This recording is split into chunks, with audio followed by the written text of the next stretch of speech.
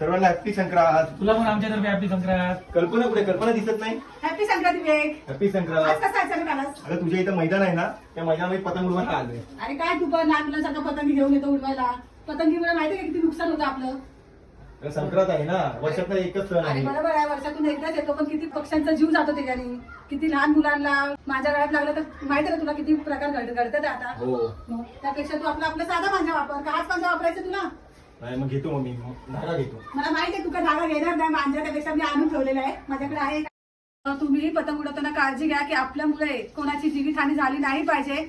आपण साधा मांजा वापरला तर भरपूर पक्ष्यांचाही जीव वाचेल आणि जे बाईक वरून जातात त्यांनी पण काळजी घ्या. त्यांनी हेल्मेट घालून जात जा आणि आपल्या लहान लहान मुलांना पुढे बसू नका, कारण आता संक्रांतीचे दिवस आहेत आणि लोक खूप हौशीने पतंग उडवतात. म्हणून आपल्या मुलांची काळजी घेत जा, कारण मी आता बघते येतात आता खूप लोकांची जीवितहानी होत आहे. तर मला एवढाच संदेश द्यायचा आहे. तुम्हालाही संक्रांतीच्या हार्दिक शुभेच्छा.